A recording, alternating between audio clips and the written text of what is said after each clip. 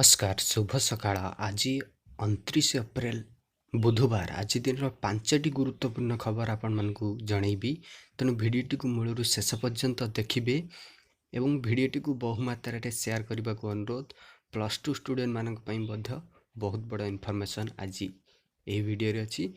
Okay, number 1 30,000 पहुंचला आक्रांत संख्या।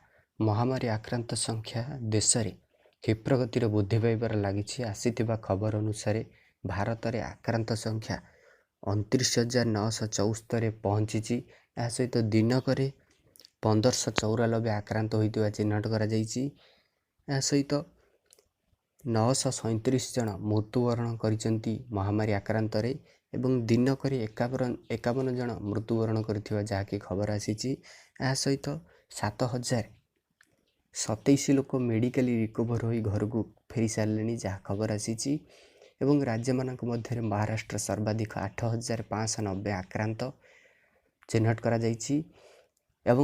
पछे रही गुजरात रे द्वितीय स्थान रही जहाँकि 3,548 आक्रांत एवं 162 मृत्युवरण कर खबर आसी। ओडिशा रे आक्रांत संख्या 118 स्थिर रही।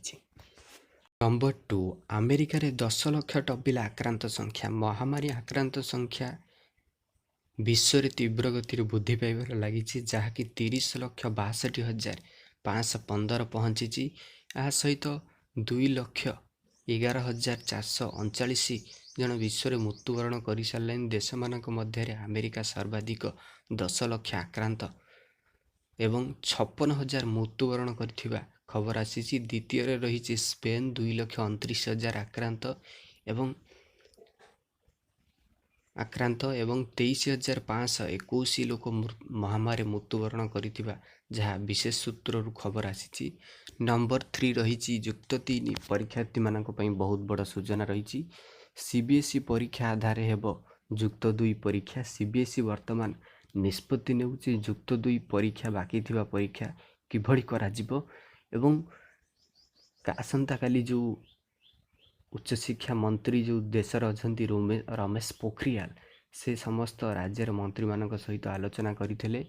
से आलोचना करिसंती एवं एडवाइस देइसंती सीबीएसई जो निष्पत्ति नेब युक्त 2 परीक्षा से आधार करी समस्त राज्य एही निष्पत्ति नेब।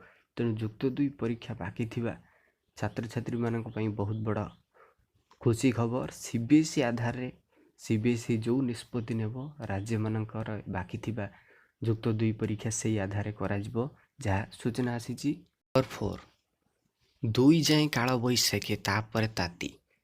काल बैशाखीर प्रभाव राज्य में लगी रही। यह सहित आंचलिक पाणीपाग विभाग तरफ जहाँ सूचना आसी 2 जाए काल बैशाखी लगी रहिबो एवं 5 ओडिशा को लघुचाप आ भय नहीं किंतु 2 तारिख मध्य जाए काल बैशाखी वर्षा राज्य में लगी रही आंचलिक पाणीपाग विभाग तरफ नहीं सूचना आसी। नंबर 5 मुख्यमंत्री को बड़ घोषणा। कर्मजीवी सांबादिक माने जदि कोरोना आक्रांत रे मृत्युवरण करती तेबे सेमानक परिवार को 15 लाख टंका अनुकंपा सहायता प्रदान कराजिबो। मान्यवर मुख्यमंत्री श्रीयुक्त नवीन पट्टनायक बड़ घोषणा करिसेंती जहाँ खबर आसी। जो सांबादिक माने कोरोना रे मृत्युवरण करिवे कि आक्रांत हेबे सेमानक परिवार को 15 लाख टंकार सहायता राशि प्रदान करिवे राज्य सरकार। एथिपई मुख्यमंत्री नवीन पट्टनायक बड़ घोषणा करिसेंती। तेणु सांबादिक मानक पई सहायता राशि घोषणा करिसेंती मुख्यमंत्री नवीन पट्टनायक। ये थिला 5टी गुरुत्वपूर्ण खबर आपण मानक पई। तेणु भिडियोटी जदि भल लगी समस्त गोटे गोटे लाइक करेंगे और काइंडली भिडियोटी को बहु मात्रा रे शेयर करंतु।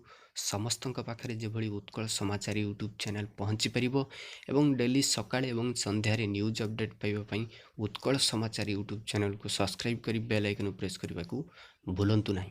आज एतिकी पुणी देखा आगामी भिडियो नुआ अपडेट सहित। वंदे मातरम।